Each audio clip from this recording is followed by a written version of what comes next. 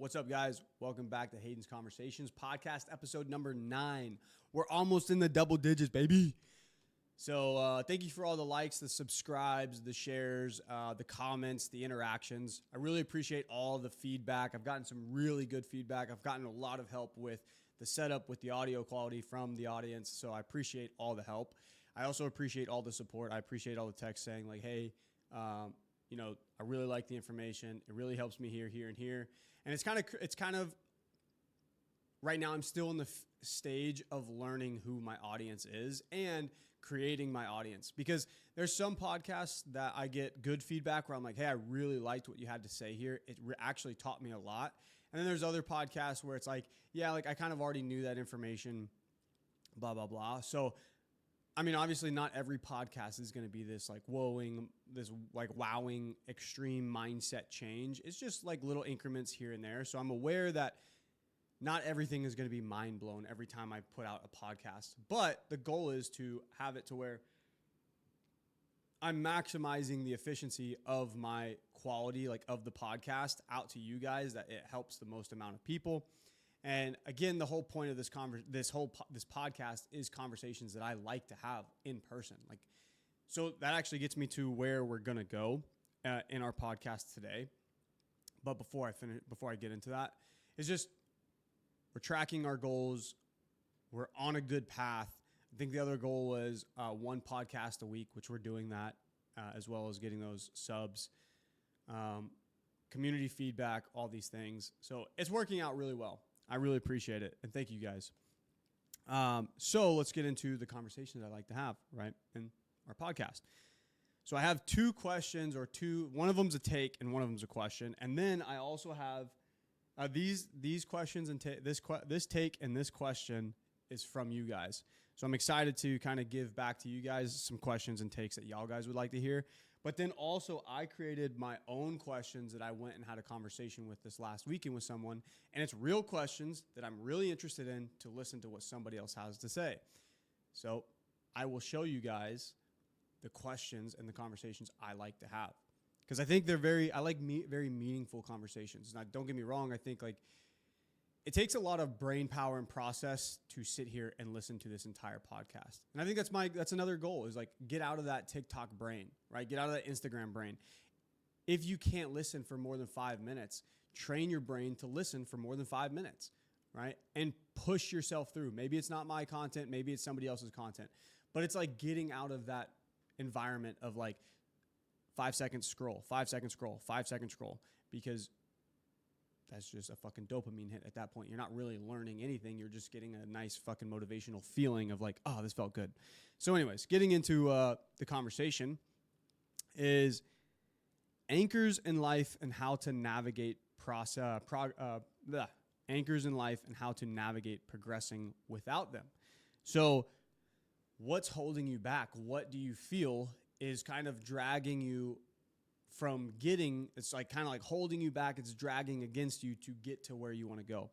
This is something that I think we're always working on.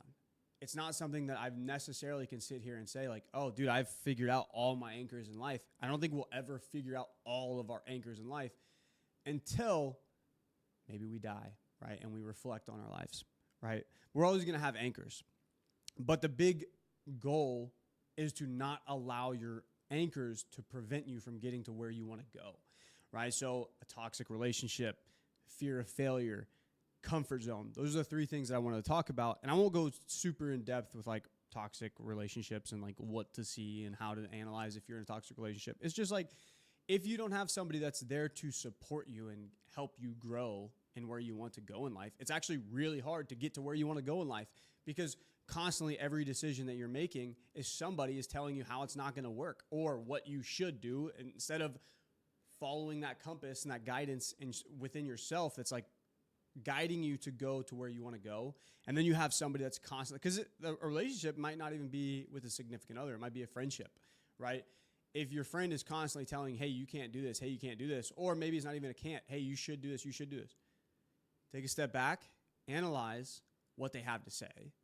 But at the same time, do what your compass is telling you to do. Just do it, right? even though it's a funny meme, like, just fucking do it. That's something that I'm working on right now, is just doing it. And I think that goes into the fear of failure in the comfort zone. The fear of failure for me is something like, I want to start a business. I want to grow my life outside of the helicopter world. But what am I not doing that I should be doing? What are my anchors that are holding me back? And my anchors, me personally, is the fear of is somewhat of the fear of failure. Because it's like, I don't want to start something and then have everybody sit there and say, oh, that's a fucking stupid idea. Or, hey, I would do this instead of that. Or, you're not utilizing your time properly. But that's what I'm saying. Analyze if this is something you want to do. Don't allow that outside voice, all those outside perspectives, to tell you not to do what you want to do. That's an anchor that holds you back. Now, it's not like your friends are trying to get you to fail or anything like that. It's just like, they don't see what you want out of your life. They have their own vision of their life. You have your own vision of your life. So don't allow somebody else to hold you back. Do what it takes for you to do to get to where you want to go. And if these people constantly are telling you, hey, don't do this, don't do this, don't do this, or giving you not advice, but criticism, there's a small, thin line of where, like, yeah, you need to take some criticism. You need to be able to take advice. But would you take advice from somebody that lays brick to learn how to fly a helicopter? Probably not, unless that brick maker is a helicopter pilot as well. Helicopter flyer, that's funny. Unless that person's a helicopter pilot, I'm not going to take advice from somebody that's not a helicopter pilot on how to fly a helicopter, right? So it's just also be aware of who you're asking for this advice from. Are they in the field that you want to go down, or this path that you want to go in? And are they leading you to the right path? Most of the time, whatever it is that you want to get in life, there's somebody that's already doing it. So find that person and ask them the questions that will help guide you to where you want to go. So that's like one thing, is that anchor that's holding you back, the people that aren't really helping you get to where you're going, but they're constantly having some type of feedback for you. Don't allow that feedback to become an anchor.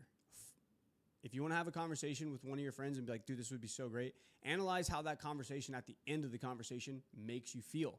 Does it make you feel like, damn, you just learned something? Or does it make you feel like, fuck, I don't want to do this anymore because it's not helping me get to where I want to go? So don't allow that to be an anchor. Now, be aware that maybe that's an anchor. So find somebody that will help you get to where you want to go. The comfort zone is another big one. And again, I fucking struggle with this because I make enough money to where I don't have to do anything else. And on the sense of, like, if I just want to be here, if I just want to stay where I'm at in life, I easily could. I could be in this comfort zone for the rest of my life. Or do I want to take that risk? Do I want to have the chance that I don't succeed?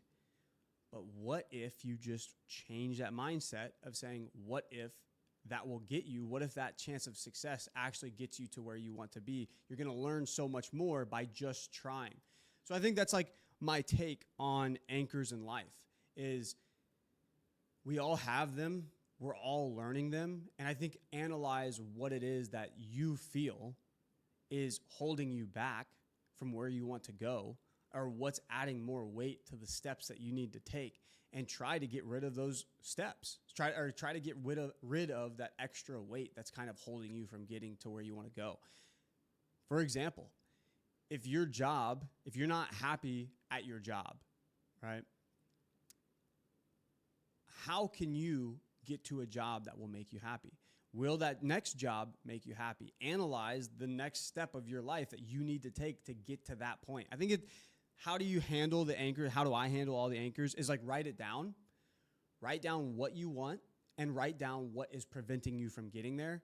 And then analyze the decisions you need to make to prevent you from constantly having all this extra weight on your shoulders that's not going to help you get to where you want to go. And dude, this is something that I'm learning right now. One of my anchors is, how do I spend my money? How do I save my money? Where do I route my money? And it's not about money for me, even though I'm saying everything is money. It's time. For me, what I'm working on in my life is, how do I get the most time back? If I'm working for somebody, I am making them money through my time. Now, I'm making money as an employee, but I'm making a quarter of the amount of money that this person is making off of me. And I'm spending all my time doing it.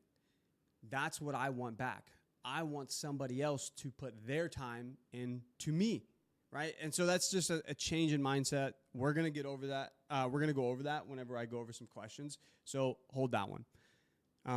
Don't allow your comfort zone to prevent you from going where you want to go, right? That's a big one because we all have it. We're all in that comfort zone. There's a time where you could utilize the time that you're wasting to help you get to where you want to go, to do the things you want to do. Same thing with the money. How are you managing your money to help you grow? Could you save some money, put it in another bank account, put it in another savings account, whatever it is, and then use that money to invest into yourself? So say you want to start a company, how much money are you putting on the side to start this company? How much money are you willing to pay somebody else for their time? But then you have to look at it as like, how much time are you getting back by paying somebody else? So you might not make 100% of the money that your company's making, but now you're making 8 hours off of 1 hour of your time. Somebody else is working 8 hours a day while you're working 1 hour to just manage them and make sure that everything's okay. But you're getting all that time back. So I guess that's kind of like a very simple take of like anchors in life and how to navigate progressing without them. I don't know if necessarily in my stage in life and the information that I can give is that you're going to get rid of all your anchors. I think there's always going to be some anchor, but it's reducing the heavy anchor, that get rid of as much weight as you can. So what is the weight that's holding you back? Is it friends? Is it not having the right conversations? Is it not having the right goals that you're not tracking consistently? How many times have you written down goals that you want? How many times have you actually written down the goals? How many times have you analyzed what it is that you want? And then on top of that, how many times have you reflected on what are you doing in that process from the time you wrote down the goals to the time that you want to achieve it? Have you went back and looked at these goals? Because if you don't look at your goals, then over time, you're going to forget what your goals are. And then next thing you know, when you get to that point to where you're like, okay, I thought at this time I should have been able to achieve what I wanted to achieve. How many times did you reflect on it? And if you didn't reflect on it, maybe you didn't realize how many anchors and how much extra weight you were putting on yourself that you could have taken that weight off, that extra time off, and put it into something that's going to help you get to your goals. That's my take on that. The next one is lessons learned being in a teaching position. So for some of y'all that might not know, I am a helicopter pilot instructor. So I teach people how to fly helicopters. I have about 4 things on this list. One of them is attention to detail. I think that's one of the biggest things that I've learned as an instructor is what I say matters. If I say that thing over there, everybody has a different mindset of or a different idea of what that thing is. If I was to point at an engine and say that thing is this, somebody's going to be like, okay, like I got it. And the next thing you know, you ask them like, hey, what is this thing? And they're going to point at something completely different. And I'm like, no, whoa, why'd you say that? And he's like, well, you said that thing and that's what I was looking at. That's what I thought it was. And it's like, no. So now I have to be very specific, very detailed with the information that I give. So that way when they get questioned it or their idea or their understanding of whatever it is now is very accurate. That's like kind of one of the biggest things that I've learned is to be very detailed, because later on it comes up that like maybe the information that they got wasn't the information specified to what it is that I was talking about. Because if I say, right, hey, I want you to learn that thing, I could be pointing over here, but they're looking at something that's right next to it, right? So detail, attention to detail. Detail matters, especially in a helicopter. I mean, it matters in everything that you do, right? But also, the goal is to have the student be better or learn faster than you did.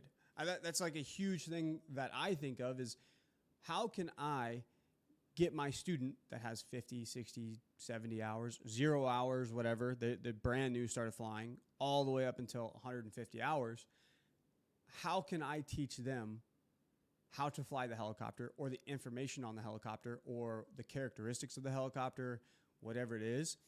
How can I teach them what it took me 800 hours to get to?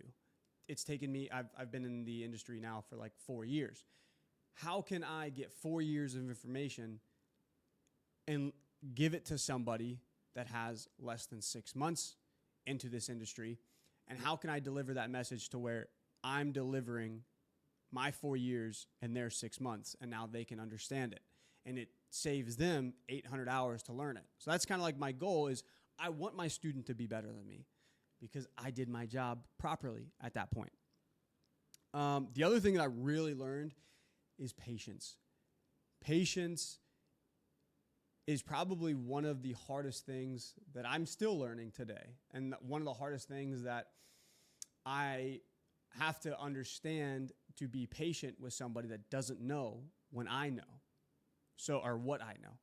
So learning how to fly a helicopter is ridiculously hard. If nobody's flown a helicopter before, I dare you to try it. It's ridiculously hard. But I have to be patient because when I was learning, it was extremely hard. But now it's extremely easy. But I can't go into a flight with somebody that's never flown expecting them to fly the way I can fly. So I have to be really patient. And then you also have to learn the character. Who's the person sitting next to you? Can you talk to them like they're in the military? You fucking suck. You're a piece of shit. Do better than that. I know you can do better than that. And they're like, you know what? You're right. I can fucking do better than that.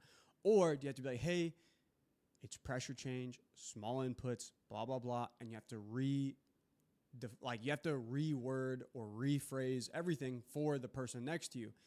And you have to have patience and let them understand how to fly the helicopter. As well as like knowledge and things like that. It just takes a lot of time to learn this stuff. So it's just patience, right? I had to learn patience in this environment because if I'm not patient, then I'm just sitting there mad as fuck at my student for not getting it. But it's not my student's fault. It's my fault for not delivering the appropriate information that this person needs to understand what I'm trying to tell them. Because everybody has a different way to learn things. If I put it in a way for this person, I have to completely rephrase how I put it for this person, right? And that's something we can all take out of life. The way you talk to your friends, so in my world, guy world, I can't talk to my wife the way I talk to my friends. It's just because she's a completely different person. She has a different idea, different mindset, different perspective of life. I can say to my friends, oh, you're a fucking idiot, blah, blah, blah, this. I cannot do that with my wife. And I wouldn't want to do that with my wife because then you have to analyze as well, how is this person going to take the information in the way you just gave this information to them? Are they going to be able to reciprocate it? So understand also the person that you're working with or having a conversation with.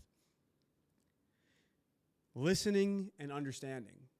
So listening and understanding, that's another big thing that I had to learn as an instructor because somebody can ask you a question, but the question isn't exactly the way that they meant it. The way they worded it isn't the way they meant it. So you have to be able to analyze and listen to the question that they're asking and be like, okay, I see the question that you're asking and I know what you mean, but I think what you really mean is this, this, and this. And like, oh yeah, that makes sense.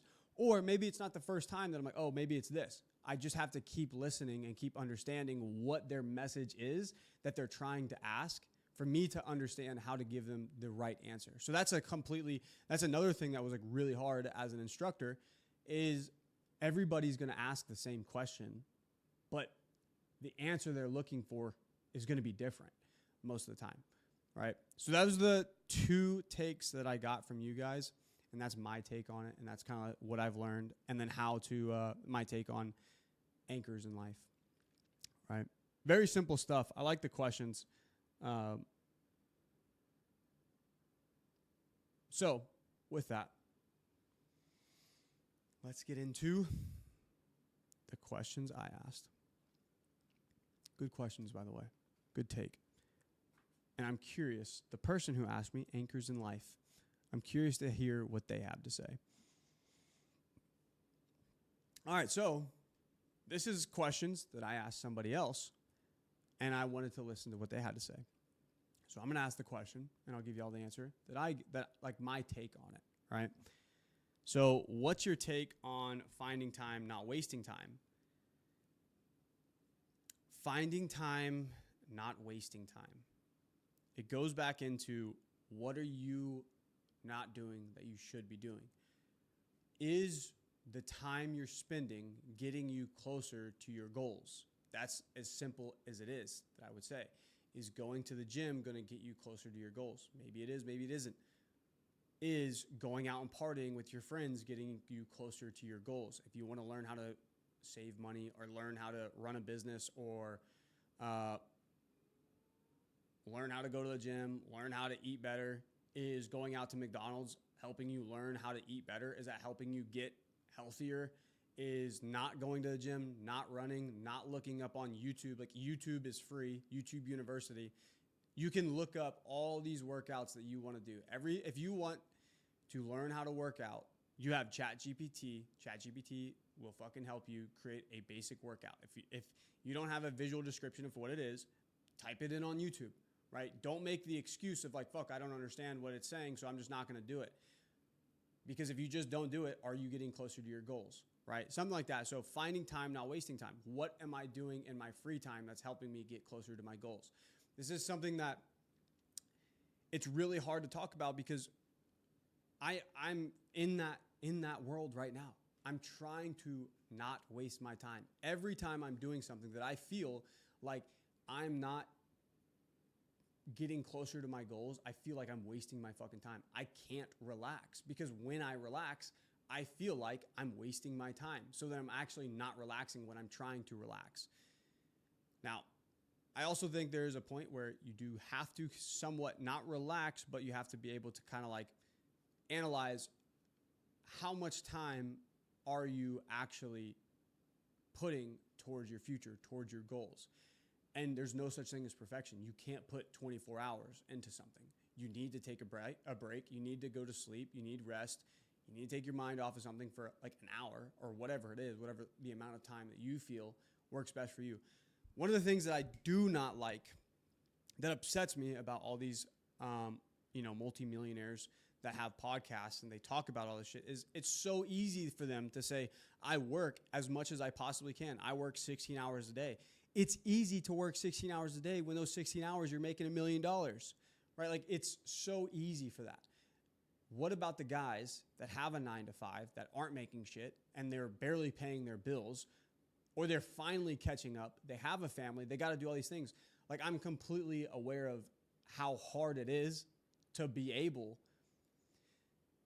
to find free time and then utilize that time to help you grow. So what books are you reading? What podcasts are you reading? How much time are you spending at the gym? How much healthier are you eating? Anything that's progression in life. That's what I'm really going to focus on, is progression in life, because I want to fucking progress in life.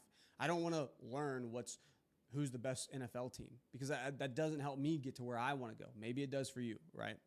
But that's kind of what my take on finding time, not wasting time. You're closer than you've ever been, but farther than you ever thought. You kind of already broke this down on one of my last podcasts, but I'll make it simple. It's like the analogy or that like visual image that we all know or we've all seen, where there's a guy that's digging for diamonds, and right before he gets to the diamonds, he quits, right? And the way that I would explain this to, again, analyze, because everything is analysis. You got to be able to take a step back and analyze, what are you doing in your life if it's going to get you to where you want to be. You have a goal to get to $100. That's a super easy goal. For most people, it's a super easy goal. Save up $100, right? You get to see the immediate progress to that $100, right? That's a very quick jump, very quick step, very quick achievement, right? That's the easy one. Now go from 100 to 1,000. That's still pretty easy. And you still see a pretty quick response, right? Like, you get to see that achievement happen pretty quickly, right? So then you get that feeling of like, damn, I'm doing the right thing. Now you set that goal from $1,000 to $5,000, and that takes 5 times as long to get there. So now it's like your goals are progressively. Your goals are progressively getting farther and farther and harder to get to. And that's where most people start to give up. And most people start to say, fuck, I am just treading in quicksand and I'm not going anywhere. So this is where I say, write it down. Your goal is $5,000. This is where your money came in. This is how much percentage that you're saving a month. And every month, so by this month, I should have $5,000. And as long as you're tracking your goals, you'll see the progress that you're making. And then you go from $5,000 to $10,000. So then it gets astronomically harder as well. Because then there's life. Life is going to happen. Something's going to come up where you have to spend money. You have to pay the bills, right? So maybe your car's, you need to get an oil change. Maybe your fucking windshield's broken. Like whatever it is in life that's going to come up for you, you're going to have setbacks, right? So in those setbacks, how many times can you reset yourself and keep trying to go towards this goal? Right? And then every time that goal gets bigger and bigger and bigger, the steps take longer and longer and longer, and they get harder and harder and harder. But you have to be able to take a step back and reflect on, are you doing the right things? So go back to your notebook, read, and say, this is what I did this week, and this is what I got to do next week. Make an item list, like itemize this shit. Write down 10 things that you did that helped you get to your goals this week. And if you can't come up with 10 things, make a list next week for 10 things that can help you get to your goals. And maybe you're not going to hit those 10 things, but then you can look back and be like, okay, well, I did these 5 things and I didn't do these 5 things. So keep these 5 things and let's emphasize on these 5 things the next time, this next week that's coming up. And constantly track your goals. Constantly track those little goals to get to that achievement, right? And then as you progress with as your goals will progress, they get longer and longer and longer. But as long as you can track your goals and you're doing the right steps to get there, eventually you will get there. But if you quit and you forget your goals, things like that, you'll never get there, right? So don't give up. That's kind of my take on that. What question is a good question that most people often miss out or don't ask?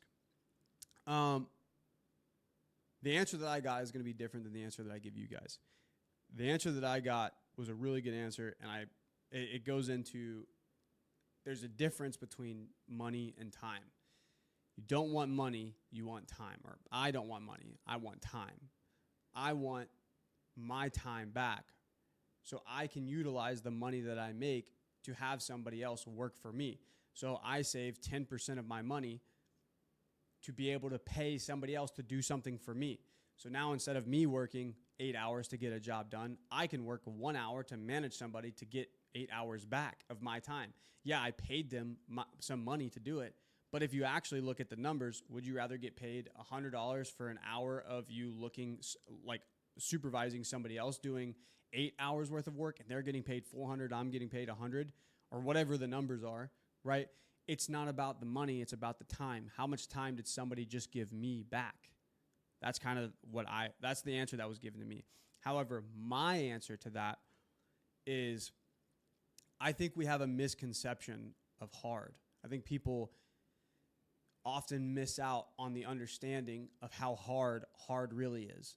Think about what you think that you're doing right now is hard and multiply that. And then once you multiply what you're doing to get to that feeling of hard, work harder than that. Because now you can realize that you've done the next hard thing that you thought it was hard, like you've added more steps and more processes, reduced the time that you're wasting. And then once you get to that point, you manage that time and then you analyze again, how can I be more efficient with my time? How can I do the hard shit that I didn't realize was that hard? And hard is something that I think that we kind of equate to, how much how do I feel about what hard is? And I just think that what we think of hard is, it gets harder. Every time it gets harder, the goal gets bigger. Every time the goal gets bigger, the effort that you have to put in gets harder and harder and harder and harder. And it's almost like you can't even fathom, can't even comprehend. You don't even ask yourself these questions of like, well, how hard is hard? And I can guarantee you what you want is just going to become harder and harder and harder the bigger and bigger your goals become. And you can't even process how hard it is until you go through it and you're like, damn, that was hard. But by that time, you're like, it's easy now, because now what I'm working on is even harder than what I even thought it was. So I think it's like redefining what you think of is hard, and then just realize that there's always more that you can ask of yourself. Always more. Somebody that's listening to this right now that thinks that they're doing something that's hard, and what they're doing, what they need to do to get there, I promise you, you can work harder. You can maximize your efficiency better. And how do you do that? Just analyze everything, right? Write it all down, write what you're doing, see the time that you're wasting, and then realize that the next step is going to be harder than you actually thought it was, right? And then just keep following that process. And hopefully the goal is to achieve your goal. So that's my take on a question or a mindset that people often miss out on or don't ask themselves. Because by that time they realize that it's so hard that, do I really want to do this? And that's where it goes in, like, how bad do you really want it? Right? How bad do you really want what you say you want? What is your guidance you follow for choices and decisions? So I love this question, because I believe that we all have an internal compass. And I believe that internal compass is provided to us by God. Whether you want to believe that or not, that's up to you. But my belief on that internal compass, if I find myself in a position where I'm like, damn, I want to make this decision, right? Why do you want to make this decision? It's something inside of you that's telling you, hey, you should do this. Even when you don't want to do it. If you don't want to go outside and run, you don't want to eat the healthy meal. I feel this all the time. There's a homeless guy, and maybe I have $5 in my wallet. I don't want to give this guy $5, but innately in my heart, I'm like, this guy could use the $5 more than I can, right? And how many times do you actually give that guy the $5? How many times do you go home and create a little care package, a little baggie, and give it out to these guys? Because their life is way harder than my life, and they don't get to utilize what I can because I have the availability to do what I can do in my life, and maybe they don't.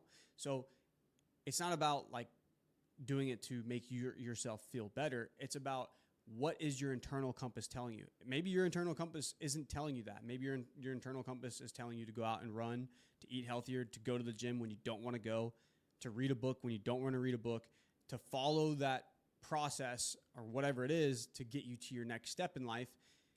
And are you doing it? Because I feel like as well is you have two choices, because we have free will.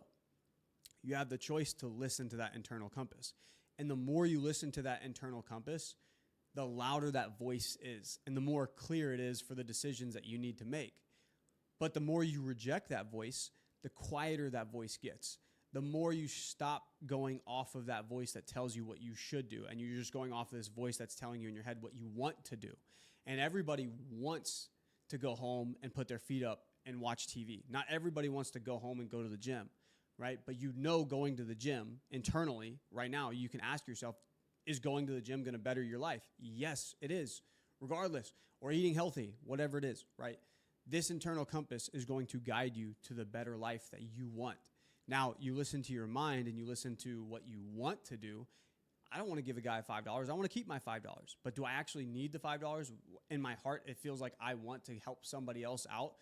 I don't want to go to the gym when it's 100 degrees outside. Kind of do sometimes, but not every time.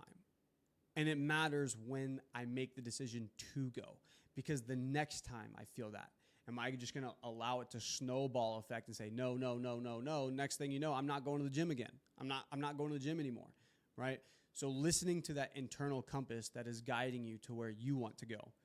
The more you listen to it, the louder the voice gets. The less you listen to it, the less that voice, the quieter that voice gets, and the less confident that I feel with the decisions that I make, the less that I listen to this compass. So that's my take on how I make, like, what's my guidance and decisions that I make. How's your definition of success? How has your definition of success evolved? Well, I think success is different for everybody. Everybody has their own definition of success. I ask you to write down your definition of success. How many times have you actually sat down and wrote down what you think success is? I think about success all the time, but how many times have I actually allotted time out of my day to write down what I think of success is? Success used to mean to me a certain amount of money. Now success to me means being a protector, being a provider, giving the ability to the people around me to do the things that they want to do that I can provide for them, right? So my success is what can I give back to the people around me. Also, it's my time. Success is something that I want to be free from this world of 9 to 5. I want to be free from the matrix or the rat race, whatever it is. I want to manage my own time. And I think that is huge success. Financial freedom comes with that. I think once you get to the point to where now you're no longer spending time for somebody else and people are spending time on you and they're giving you their time so you can pay them, I think that is success, right? It's just time. How much time are you spending to get work done? And the least amount of time that you can spend to get work done because other people are doing it for you, that's my idea of what success is now. So I also think it'll change. Everybody's in a different time period in their life. So your definition of success is going to be completely different than my definition of success. But you have to be able to analyze and realize what it takes for you to get to that point. So that's my definition of success. It's evolved because I used to think it was money. Now I think it's time. And I think it's ability as well. What's my ability that I can give to others? What was the defining moment that changed everything? When and where? Wait, sorry, I wrote this down terribly. What was the defining moment that changed everything? And when were you aware of that moment? I've had 2 moments in my life so far that were life-changing, defining moments. The first one, I've already shared this story, but I was 18 years old, I didn't have a car, and I was living at my wife's house, like living with her. I was making $8 an hour under the table, and I was working at an RC hobby shop. Like, I was working at an RC, remote control hobby shop. Like, where in life does that get you? You know what I mean? So, one day, driving to work, I had this, like, just hardcore moment in the back of my head where I was like, this is not what I want to do. This is not the life that's going to be able, I'm not going to be able to provide a life for my wife, and I don't want her to live this life. So in that moment, I was like, all right, I'm going to join the Army. And that was my pivotal moment right there. That was one of my biggest pivotal moments. The second one was when my brother-in-law died. That was a huge life-changing moment for me. I think it really opened my eyes and made me more aware of what life is. Like, one, we're not promised tomorrow. Anybody that you know, you are not guaranteed tomorrow. So in that, it also brought the feeling that my brother-in-law is no longer here. I am now the sole responsible person of his mom and his sister. And what am I going to do to take care of them? And if I died tomorrow, what would I be able to provide for them when I'm not here? So that was kind of like a huge change in my mindset 2 years ago. Is like, now, what's my value? Is my value only there whenever I'm actively working? And I didn't like that. I didn't like the idea that I have to work to provide value. Because if I'm not there to work, then I can't provide value. So that's kind of like a huge change in my life that as well has changed me. Is like, it's not only the mindset, but also what happened, right? And I don't want to go too deep into the details or anything like that, but that's just a huge change in my life. That's my second one, and it's definitely changed me pretty hardcore. It's changed my mindset. It's changed my idea of life. It's changed my appreciation for life. It's changed my appreciation for a loving family. All these things that his family has taught me that I'm very grateful for, and that now I like. am I just like grateful for this ability in life. And that's like something that changed my mind and kind of just a defining moment in my life that changed. What did you have to unlearn from your stage of life, from your previous stage of life, to become who you are now? This is a hard one because I feel like I'm in that stage right now where I'm trying to unlearn it. So unlearn and tangent for a sec. That's all this podcast is and everything like that. And this podcast is for me to explain to you guys that like I'm in the process. Like I think most of us are in the process of getting to where we want to be at in life. But it's not going to be handed to us. It's not just going to be winning the lottery and bam, there you go, you've made it. It's changing yourself to be who you want to be. Because who you want to be takes time, effort, discipline, consistency, all the above, and failure, getting out of your comfort zone, everything we've talked today. It's how much do you really want to change? Who do you really want to become? And what it takes to become that is astronomically hard. It's very easy for these guys that make hundreds of millions of dollars to tell you, oh, just go home and work outside of your work. Work on yourself outside of your work. And I'm fucking fully aware I'm going through that right now where I'm like, dude, it ain't that fucking easy. Like, it isn't just easy to go to work and then come home tired as fuck from work, to spend time with my wife, then to sacrifice time with my wife to come here and study in my room all fucking day. And my studying, it varies from personal development, like how can I think better? How can I talk better? How can I analyze and be aware of situations better instead of just acting off of emotion? Not allowing other people to have emotional control over me. So if somebody says something I don't like, how am I going to react? Like that's one thing. Then it's like, okay, how much do you know about business or whatever it is that you want to know in life? Like how much do you actually know about it? How much time do you spend learning that process? Because that time takes away from everything else. So unlearning my bad habits, I would say, is probably what I'm going through right now. What are some bad habits? Is like playing fucking video games. Now I don't really play video games a lot. I've always felt like I was like, fuck, when I get done playing a video game, I would get annoyed with myself because I'm like, this is fucking stupid. Like I'm not spending my time wisely. I don't feel like playing this video game helped me get anywhere closer to my goals. So now I'm unlearning playing video games. I don't play video games more than fucking maybe one time every 2 weeks. Friends, right? Unlearning my friends. Some friends don't care what I care about. So sometimes I have to separate myself from those friends. Now, don't get me wrong. I'm not saying to like dump your friends and say, oh, you're fucking, I'm better than you or anything like that. It has nothing to do with that. But if I want to learn about money, I need to go talk to somebody that knows money. If I want to learn how to run a business, I need to talk to somebody that knows how to run a business owner, whatever it is. If I'm just constantly bullshitting with the boys, yeah, we can come up with ideas, but can you execute those ideas? So it's like unlearning the bad habits that you think that it's just going to happen, and the circle that you're in is going to help you get there unless they are on the same path that you want to be on, because maybe they can go have a conversation and then they can relay the information that they just got from their conversation.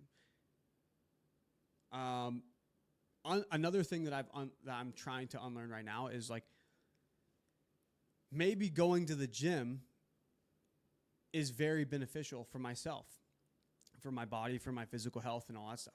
But maybe I'm spending too much time at the gym, right? Can I actually reduce the amount of time that I go to the gym and increase the amount of time that I'm at home learning something new? Can I increase the amount of time that I'm talking to somebody else that has the information that I'm looking for with that time that I was using at the gym, and now I'm using this time? I'm redefining what I was using my time for. That's kind of the other thing that I'm unlearning right now. What are 2 books or podcasts that has the most impact on a change in perception of you? All right. This one is a really good question that I really enjoyed. I enjoy most of these questions because I asked the fucking questions. So, The number one person, this is going to be controversial, and I love controversy. I love conflict because I think in conflict you can have resolve. As long as the conflict has resolve, then it's a good conflict because you both grow. Andrew Tate is somebody that I would highly recommend for men that don't have good guidance or a mentor actively in their life right now. The reason why I say that, let me break down to you who I think Andrew Tate is. This is my personal opinion, right? There's 4 people of who Andrew Tate is. And I would argue that this is most of us, but we're just not popular, we're not famous, whatever. So we don't get this shine of light that Andrew Tate gets. You get the negative side of Andrew Tate, which is this misogynistic, egotistical, terrible guy for society that the news reports. That's one side of Andrew Tate.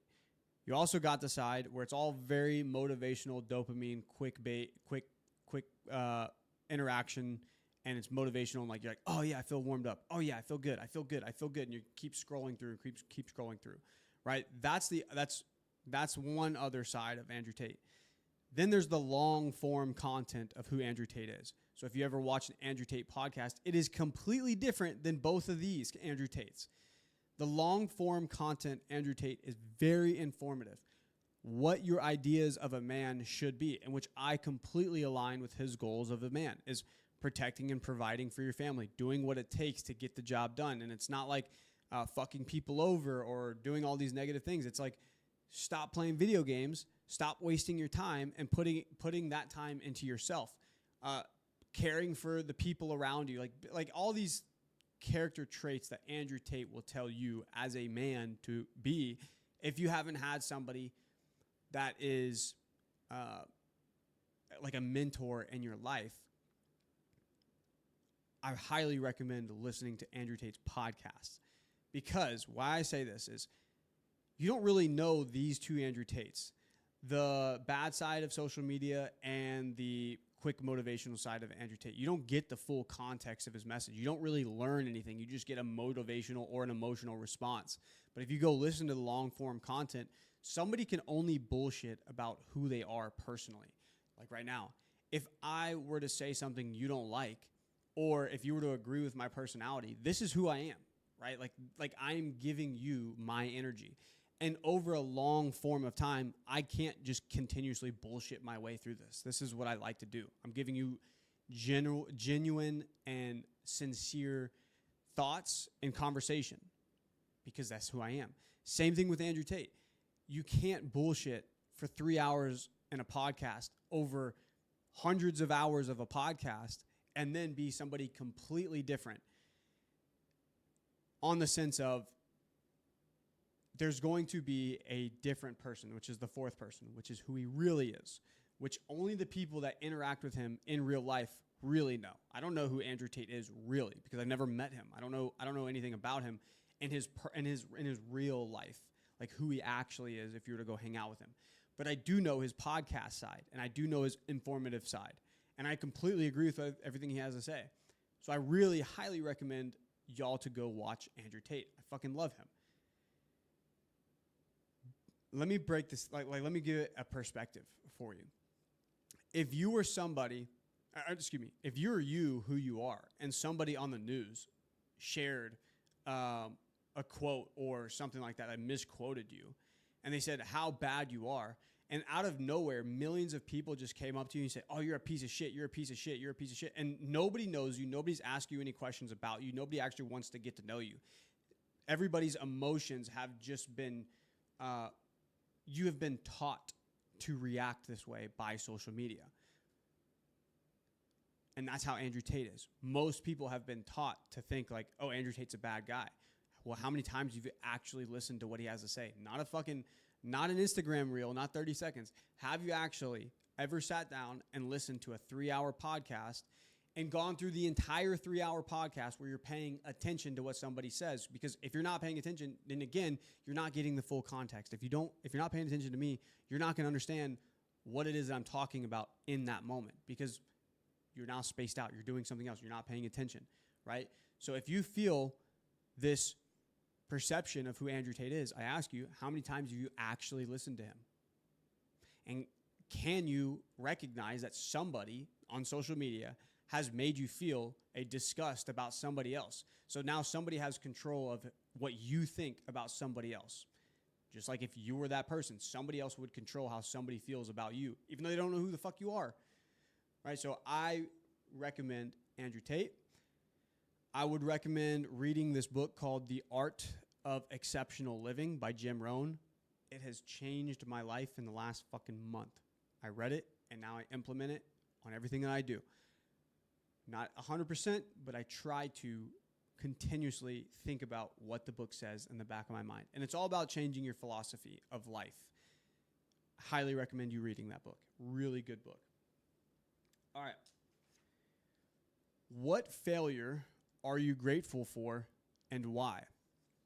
My biggest failure in life that I feel is not going to 160th, which is Aviation Special Operations. So when I was in the Army, right before I got out, I got assigned to go to 160th Green Platoon. So it's basically like selection or tryouts, right? Like you go to tryouts for this Aviation Special Operations.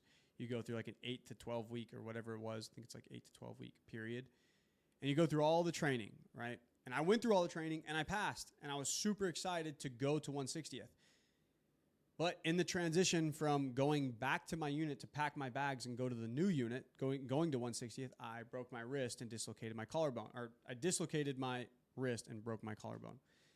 And it actually got me medically discharged from the Army. And that was one of the big things that was a huge failure on my part, that I've felt that this is what I could have done. This is what I should have done. This is who I could have been. I could have rebranded who I was in the Army, and I could have done something that I felt like I wanted to do.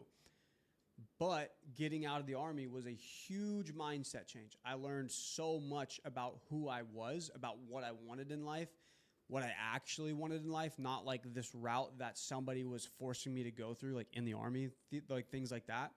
And then it was like, for the first time, what do I really want to do? And that was like my biggest failure. But without that, I wouldn't be anywhere near where I'm at today.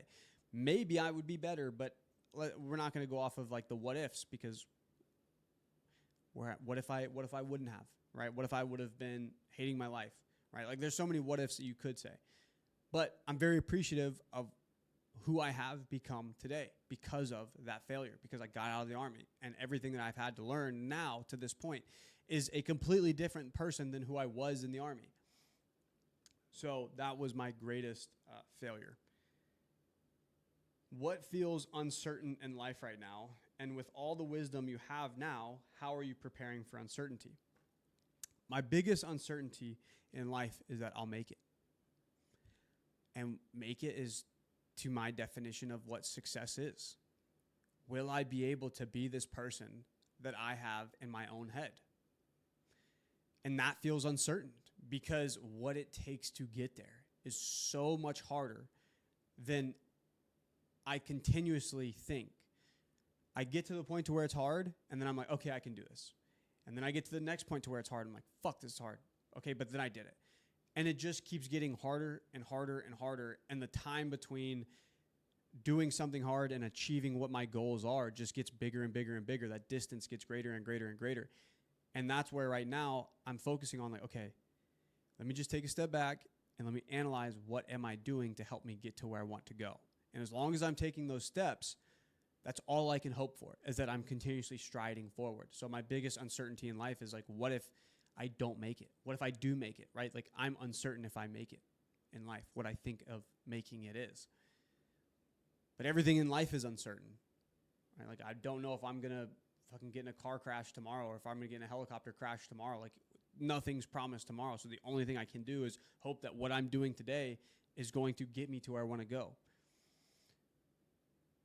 As well as, I think there's a little bit of a route with it depends on what God has planned for me. Does God have this life planned for me? What does God have in my future that's going to come up? And how am I going to handle what God has given me?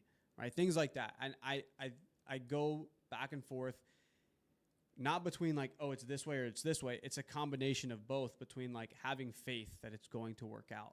But there's the uncertainty that, like, what if it doesn't work out? Right? And you can't just have blind faith. You can, but having blind faith is like hoping that you win the lottery.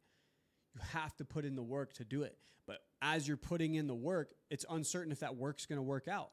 But I will say the experience that you get while you're trying to get it to work out, because you're uncertain, but you're putting in the work for it.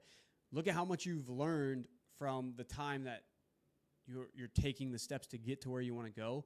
And maybe you're not even there yet, but look at how much you've learned from the point to when you started, right? And then maybe it's not going to get you to where you think this goal is. But with what you know now, you can get to this goal. Or you can take a step back and go to this goal, and then by the time you get to this goal, then you can capitalize on all the information that you've achieved from this goal and utilize it to set your goal a little bit farther, right? Things like that. So I think that it's like the uncertainty in life is something that I kind of just am aware of. I'm aware that there's going to be times where something's going to come up in my life that I have to spend a lot of time doing this. I got to spend a lot of money doing this, and both of those things are going to hinder me from getting to my goal faster. But in the process of that, can I learn to be able to next time efficiently spend less time or less money to get there? Or that will prevent me from getting to where I want to go. So that's my rant for today on Hayden's Conversations podcast. I challenge you to ask yourself the questions that I asked. Everything that I asked in here is questions that I asked somebody, and I valued everything that they said. It was a fucking great conversation, and it was a mind change. It was a perspective change. Maybe my answers aren't the perspective change that you're looking for, but maybe they're the questions that you can ask somebody that will help you get to that perspective change that you want. That's all I want to do in this podcast, for the most part, is just help others, right? And whether you want what I want in life or not, I think we can all capitalize on information that somebody else is giving to you, right? So that's Hayden's Conversations podcast, episode number 9. Like, subscribe, share, leave comments, ask questions, whole 9. Let me know what y'all think. Thanks for watching. Peace.